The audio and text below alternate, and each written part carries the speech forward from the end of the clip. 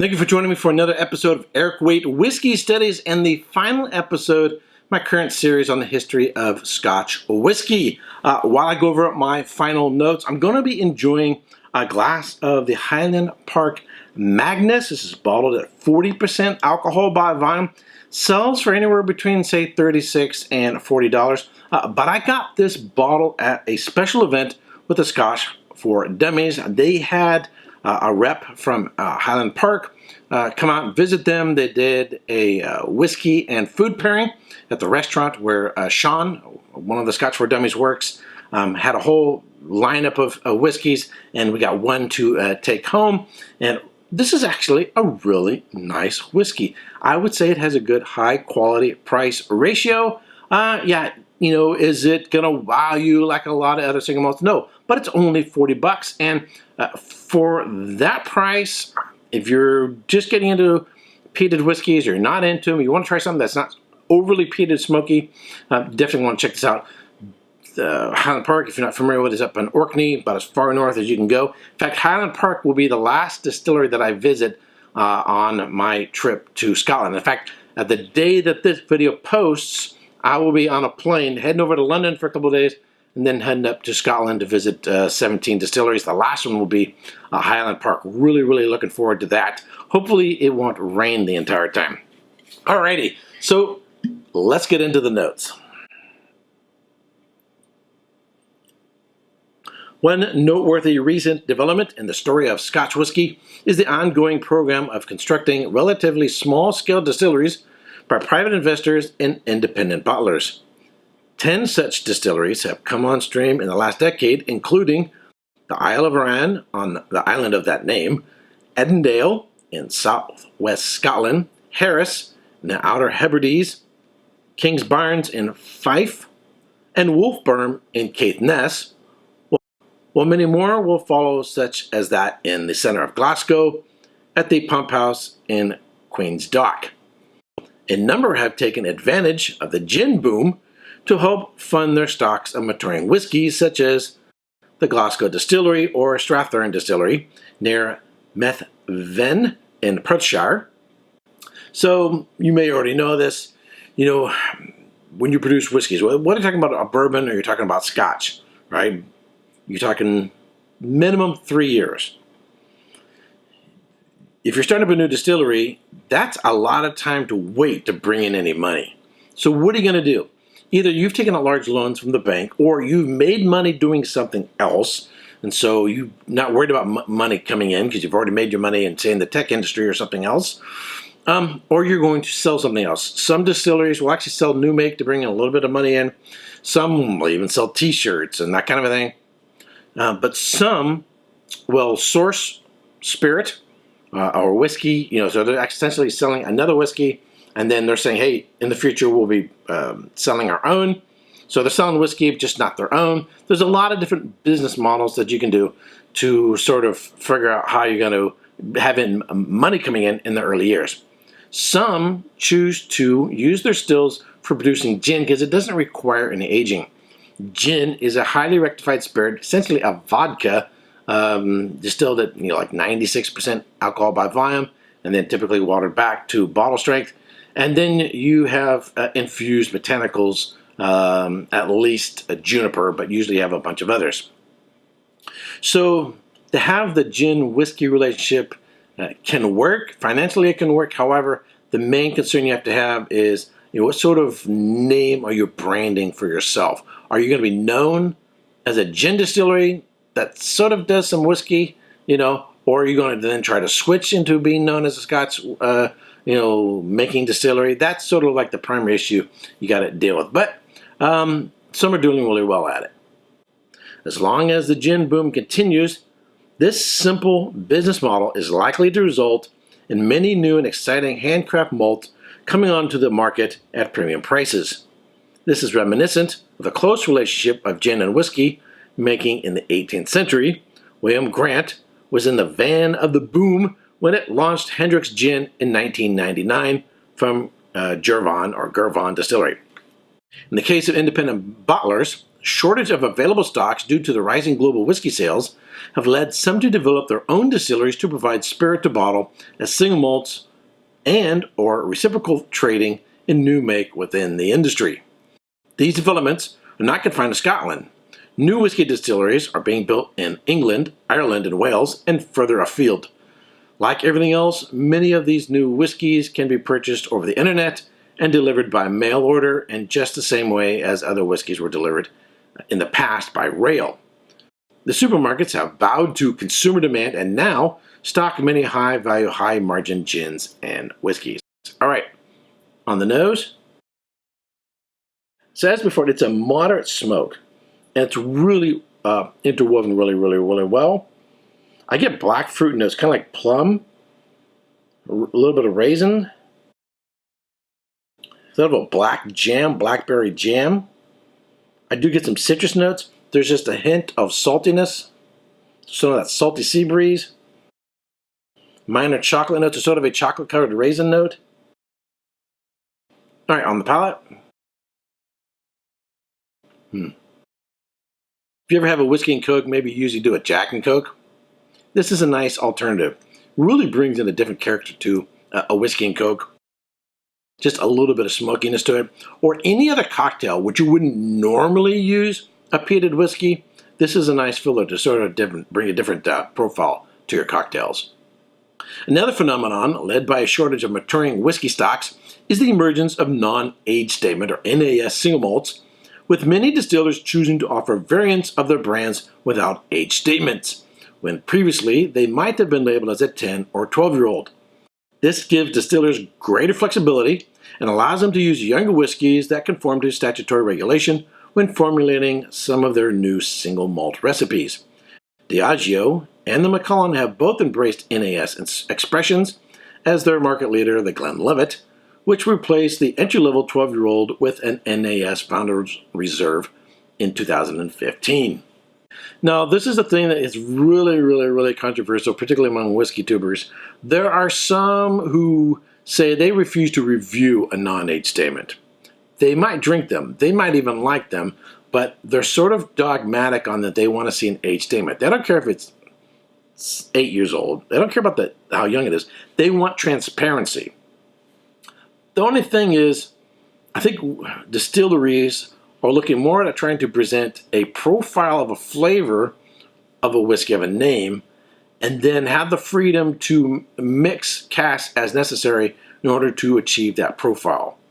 So if they had a proprietary name for a whiskey, and the dates would constantly be changing, give or take, but the profile is pretty much the same, then they would rather focus on the quality of the whiskey using a proprietary name for that particular whiskey rather than having to mess with age statements. But bottom line, personally, I don't care about the age statement because it's going to be the aromas and flavors that I care about, bottom line. Anyone who says age statement whiskeys, they stick their nose up on it.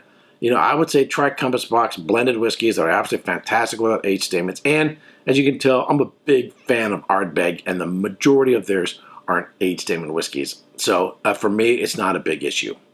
Before the popularity of non-age statement whiskeys, cask finishes, where mature whiskey is transferred from its original cask to a secondary cask, which has been previously contained wine or another spirit, such as rum, had already proved a popular way of extending a distiller's product range.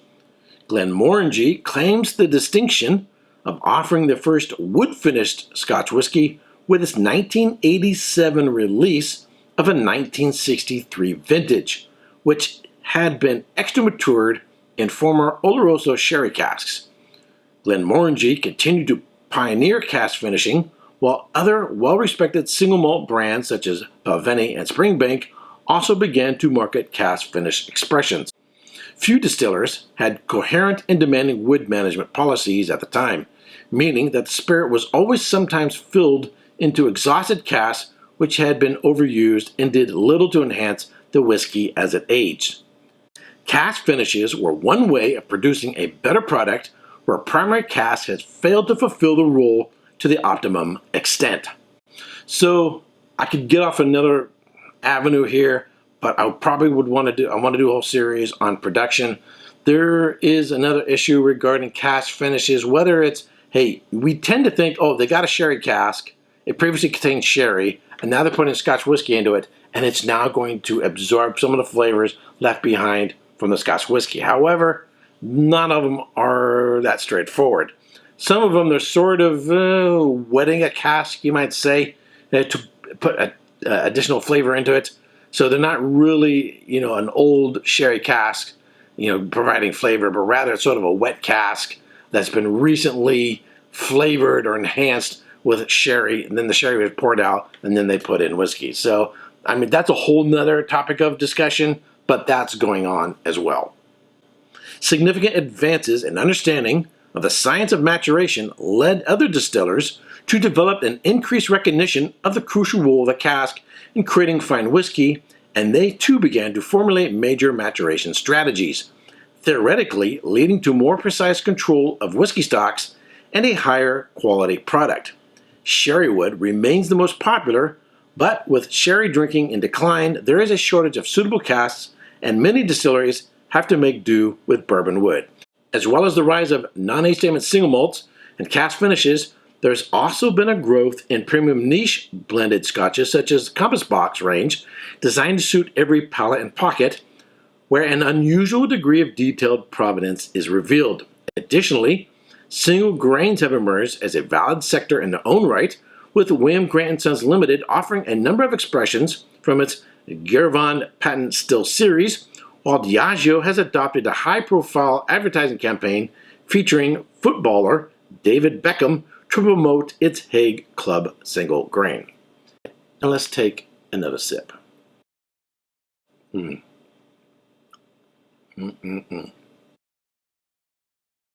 One of the challenges of bourbon versus Scotch is the reality that under $50, you can get more high-quality bourbons than you can Scotches. If I was going to go toe-to-toe in bourbon versus Scotch and wanted something under $50 that I was going to put up as a quality whiskey under $50 to go up against the bourbon profiles, this is one I might put in there. Yeah, they're going to block at the 40% ABV, but still, I think it's a really nice quality whiskey for the $40. From a production viewpoint, increased computerization, automation, have been notable features of the Scotch whisky industry during the past 2 to 3 decades, with Glenkeith on Speyside being one of the first distilleries in Scotland to install a microprocessor to control mashing and distilling processes during 1980. The Lakes Distillery in Cumbria, which launched its first expression of British malt in 2018, is fully automated.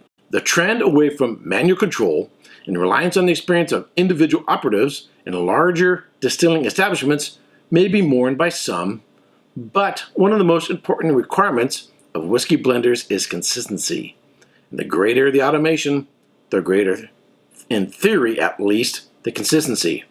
The entire operation of Diageo's flagship Roseal Super Distillery, established in 2009, can be controlled from a single iPad. The new Macallan Distillery, which was acquired by the Highland Distillers in 1996, is almost entirely underground and based loosely on a Scottish broch or roundhouse, which has earned it the nickname of a Teletubby-style distillery. I actually visited that in June 2018, the new Macallan Distillery. Really, really impressive. I'm a fan of Macallan. I think they produce very high-quality whiskeys. They know what they're doing, but yeah, they tend to be a little expensive.